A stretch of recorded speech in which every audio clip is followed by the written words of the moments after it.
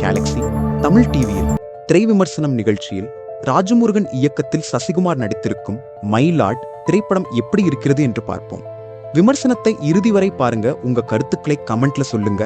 இப்படத்துல சசிகுமார், சைத்ரா, ஆஷா சரத், ராம்குமார் பிரசன்னா, குரு சோமசுந்தரம், ஜெயபிரகாஷ், வசுமித்ரா, அருள் எழிலன், கோபி நயினார் மற்றும் பல முன்னணி நடிகர்கள் நடித்துள்ளனர்.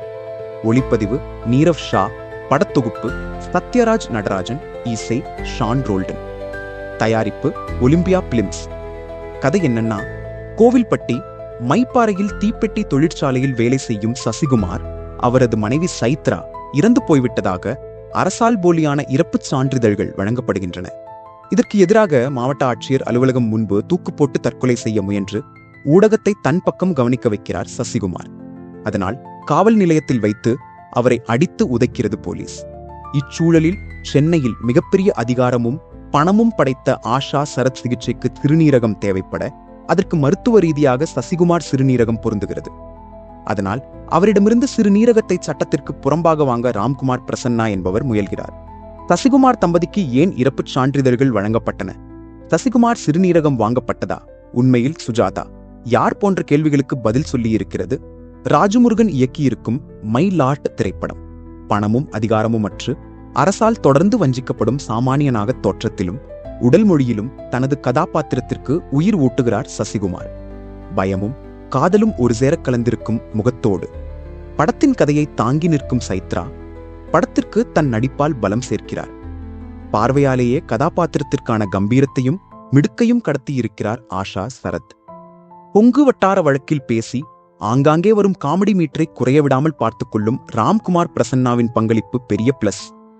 குரு சோமசுந்தரம், ஜெயபிரகாஷ், வசுமித்ரா, அருள் எழிலன், கோபி நயினார் ஆகியோர் தங்களது பங்களிப்பை சிறப்பாக செய்திருக்கிறார்கள். கடும் வறுமையின் காரணமாக ஏழைகளிடம் சட்டவிரோதமாக சிறுநீரகம் வாங்கும் கும்பல், அவர்களுக்கே தெரியாமல் திருடும் கும்பல், அந்த வலைப்பின்னல்கள் செயல்படும் முறை, அரசின் கட்டமைப்பும் மாஃபியாக்களும் கைகோர்க்கும் இடம், ரேஷன் கார்டு வாங்க போராடும் அவலம் என இடைவேளை வரை அழுத்தமாக கதையின் மையத்தை பேசுகிறது திரைக்கதை.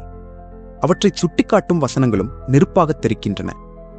இயக்குனர் ராஜமுருகன் அவர்கள் தனது முந்தைய படைப்பான ஜோக்கர், குக்கு, ஜப்பான் போன்ற படங்களில் வெளிப்படுத்திய மனித உணர்வுகள், சமூக அவலம், அரசின் அலட்சியங்கள், அரசுக்கும் மக்களுக்கும் இருக்கும் இடைவெளி ஆகியவற்றை இப்படத்தின் மூலமும் அழகாக சொல்லியிருக்கிறார். நீரவ் ஷாவின் ஒளிப்பதிவில் கரிசல் கிராமத்தின் அழகையும் உணர்வுகளையும் அதன் இயல்பான எளிமையும் படம் பிடித்து காண்பிக்கின்றது. சத்யராஜ் நடராஜனின் பரபரப்பில்லாத படத்தொகுப்பு படத்திற்கு பெரிய பலம். ஷான் ரோல்டன் இசையில் எல்லா பாடல்களும் திரையோட்டத்தோடு இணைந்து பயணிக்கிறது. காமெடி, எமோஷன், பரபரப்பு என எல்லா இடத்திலும் படத்திற்கு துணை நிற்கிறது அவரின் பின்னணி இசை. சமகால சமூக அவலத்தை பேசும் இதுபோன்ற கதைகள் தமிழ் சினிமாவிற்கு அவ்வப்போது ஊட்டச்சத்து மாத்திரையாக அமைகிறது. இப்படம் கடைக்கோடி மக்களுக்கும் சென்று சேரும் போது ஏற்படும் விழிப்புணர்வு, அரசை கேள்வி கேட்கும் தைரியம் போன்றவை அவசியமாகிறது. மயிலாட் அனைவரும் கட்டாயம் பார்க்க வேண்டிய படமாகும். இந்த விமர்சனம் பிடிச்சிருந்தா லைக் பண்ணுங்க, நண்பர்களுக்கு ஷேர் பண்ணுங்க, மறக்காமல் சப்ஸ்கிரைப் செய்து நமது சேனலுக்கு ஆதரவு அளிக்குமாறு அன்புடன் கேட்டுக்கொள்கிறேன். மீண்டும் ஒரு திரை விமர்சனத்தில் சந்திக்கிறேன்.